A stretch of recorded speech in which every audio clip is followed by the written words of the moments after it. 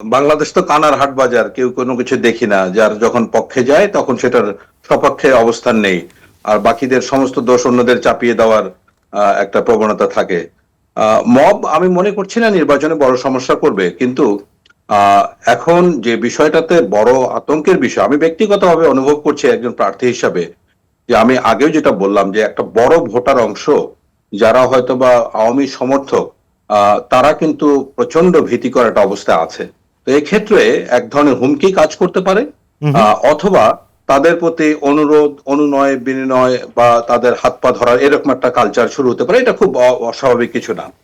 তো এই জায়গাটাতে আমি যেটা নিয়ে শঙ্কিত যে আসলে ভোটটা কি পর্যায়ে যাবে। আপনি জানেন যে ইতোমধ্যে সাবেক প্রধানমন্ত্রী ঘোষণা দিয়েছেন যে আওয়ামী লীগের সমর্থক তার সমর্থক যেন নির্বাচন কেন্দ্রে না যায়।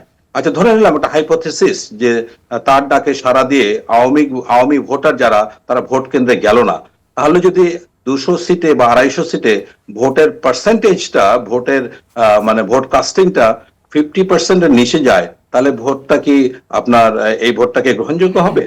বা এটা কি আপনার মানে খুব ফ্রি ফেয়ার ইলেকশন হবে? আবার দেখুন, মানে স্বাধীনতার পর থেকে বাংলাদেশে কিন্তু একটা রাজনৈতিক ভারসাম্য নিয়ে ভোটের একটা ভারসাম্য থাকে। যে নির্বাচনগুলিতে আওয়ামী লীগ বা বিএনপি ছিল না, সে নির্বাচনগুলি ভারসাম্য হারিয়েছে এবং বেশি দিন টিকতে পারেনি। এই ঘটনা তো আবার ঘটতে যাচ্ছে, এটা একটা বড় ফ্যাক্টর। তো আবার সবচেয়ে বড় আর একটা বিষয় আপনাকে দেখেন যে আওয়ামী সরকারের সময় 150 থেকে 180 বিলিয়ন ডলার পাচার করা হয়েছে। একটা গভর্নমেন্টকে ফেলতে 3 থেকে 4 বিলিয়ন ডলার লাগে। 3 থেকে 4 বিলিয়ন এনাফ একটা গভর্নমেন্টকে ফেলে দেওয়ার জন্য। উদাহরণ ফিলিপাইন, আমি আগেও আবার আপনার টক শোতে হুম হুম। বলেছি। এই যে মার্কোসের ওয়াইফ 3 মাসের মধ্যে ক্ষমতা আসে, হাইতিতে 1 বছরের মধ্যে ক্ষমতা আসে, আপনার নিকার, এরকম অনেক ভুরি ভুরি উদাহরণ আছে যে টাকা দিয়ে বড় কিছু করা যায়। আমি সেখানে এই এই কনসার্নটা বলছি যে এটাতে কেন বড় বড় দলগুলি, বিশেষ করে বিএনপি এবং জামায়াতে ইসলাম, কেন সরকার ইলেকশন কমিশনের দৃষ্টি আকর্ষণ করছে না যে একটা ভীতি মুক্ত একটা পরিবেশ তৈরি করুন। আদারওয়াইজ এই ভোটারকে যদি আপনি টানতে না পারেন ভোট কেন্দ্রে, এই ভোট অবশ্যই এই নির্বাচন বড়ভাবে মানে প্রশ্নবিদ্ধ হবেই, ইনক্লুসিভ তো হচ্ছেই না। আমি একটা ক্লিয়ারলি বলতে, it's not an inclusive election. বাকি আপনি ফ্রি ফেয়ার, এখন দেখুন বাংলাদেশের তিনটা যদি আমরা জায়গা ধরি নির্বাচন সংগঠনের ব্যাপারে, যারা বড় stakeholders, government, professor Yunus উনি কোন রকম একটা নির্বাচন করে দিয়ে যান ছুটাতে চাইছেন, হুম হুম। সেনাবাহিনী কোন রকম একটা নির্বাচন সংগঠন করে ব্যারাকে ফিরতে চাইছেন, আবার নির্বাচন কমিশনও চাইছেন যে একটা যে কোনো ভাবে একটা নির্বাচন হোক। কিন্তু এই সামান্য চাওয়াতে কিন্তু সুষ্ঠু মানে মানে খুব ফ্রি ফেয়ার ইনক্লুসিভ ইলেকশন হওয়ার কোনো সম্ভাবনা নাই। সুতরাং এখানে আমরা স্পষ্ট বুঝতে পারছি যে এই ফ্যাক্টরগুলি কাজ করছে। আপনি দেখুন, আইন উপদেষ্টা এ পর্যন্ত যতগুলি আইন পাশ করেছে এই যে মিথ্যা মামলা হয়রানির ব্যাপারে, একটা কি কার্যকর করেছে? কোন একবার বললো যে ডিসি সাহেবরা যাদেরকে চাইবেন তাদেরকে পরীক্ষা করে যদি তাদের প্রাথমিক সত্যতা পাওয়া না যায়, তাহলে ছাত্র হত্যা এমনও মানুষ, এমন আসামি আছে যে যার কাছে টাকা 10,000 ইনকাম সেই এখন আসামি। একটা মামলা হয়েছে, তার আসামি হলো 100 জন, অজ্ঞাত হলো 300 জন। ওই এলাকা যার যার কাছে টাকা আছে, পুলিশের কথা বলা হলো, পুলিশ প্যারানয়েড হয়ে গেছে। অনেক পুলিশ ফাঁড়ি জ্বালিয়ে দেওয়া হচ্ছে, পুলিশকে পিটিয়ে হত্যা করছে।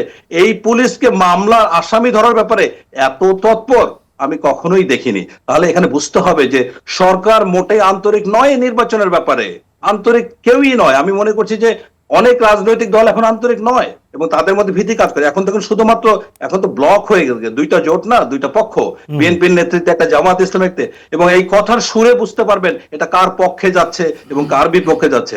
আমরা ছোট দল, আমাদের জন্য দেখুন, ছোট্ট একটা উদাহরণ দেই। আমার দল যখন নিবন্ধন পেল অনেক কষ্টের পরে, আমার এলাকায় আমি একটা সংবর্ধনা জন্য অ্যারেঞ্জমেন্ট করেছিলাম। তো যাই হোক, এর মধ্যে শিডিউল ডিক্লেয়ার হয়েছে, আমাদেরকে স্থানীয় প্রশাসন বলল আপনি এটা করতে পারবেন না। তাহলে 300 ফিটে যেতে হলে এটা কি আসলে ওই যে ঐতিহাসিক উইল ডুরান্টের একটা কথা, laws for flies, it let go the big bugs to escape. মানে মশা মাছের জন্য হলো আইন, আর বড় বড় পোকামাকড়ের জন্য এটা কোনো বিষয় না। সো এটা বাংলাদেশের খুব চিরাচরিত ব্যাপার, এটাকে মেনে নিয়েই আমরা কাজ করছি। কিন্তু এখন দেখুন ভয়াবহতা যেটা, এখন একমাত্র যে আসার এক চিলতে আসা সরকারের যে তিনটা এজেন্ডা, এক হচ্ছে কি বিচার, কিছুই হলো না। একটা মাত্র বিচার আমি আপনাকে লিখে দিতে পারি, আর কিচ্ছু হবে না। পরবর্তী নির্বাচিত সরকারের কোনো ধরনের মানে গরজ থাকবে না। কিসের আপনার জুলাই বিপ্লব, এটা সম্পূর্ণ ভুলে, বেমালুম ভুলে যাবে। এটার যে মেইন স্টেক হোল্ডার এনসিপি কে বলেন, তারা বিশ্বাসঘাতকতা করেছে জুলাই চেতনার সাথে। কিংস পার্টি সেজে তারা আজকে যেভাবে মহড়া দিচ্ছে, আজকে এখানে কালকে এখানে, আপনি দেখুন আজকে অনেক ছোট ছোট দল শুধুমাত্র এমপি হওয়ার জন্য নীতি চরিত্র সবকিছু পদদলিত করে এখন ছুটছে কিভাবে এমপি হয়ে যায়। তো এরকম যেখানে অসুস্থ প্রতিযোগিতা চলে, এই যে ছোট ছোট জট, আমি একটা স্প্যানিশ একটা আপনাকে প্রবাদ দিয়ে বলি, হু সিনস মোর, কে বেশি অপরাধ করে, who he pays for sex or who she sex for pay. এখানে দেখুন বড় দলগুলি টানছে ছোট দলগুলিকে, তাদের নীতি আদর্শ সবকিছু বিসর্জন দিয়ে তারা ছুটছে। সুতরাং এখানে পাপাচারের অনৈতিক একটা প্র্যাকটিস চলছে। সুতরাং এর মধ্য থেকে সেই অলিগার্কি, সেই অর্থ পাচার, সেই দুর্নীতি আবার বাংলাদেশে প্রচন্ড আকারে ফিরছে। এইটাই আমাদের নিয়তি। বাংলাদেশের গণতন্ত্রটা আমি অনেকবারে বলেছি একটা তৈলাক্ত বাস, এবং সেখানে রাজনৈতিক দলগুলি বানরের ভূমিকা আছে, একবার ওঠে একবার নামে। জুলাইতে আমরা ওই যে গ্রাউন্ড জিরোতে আসলাম, আর কোনোদিন আমরা গণতন্ত্রের মুখ দেখতে পাবো কিনা আমি যথেষ্ট সন্দিহান এটা নিয়ে।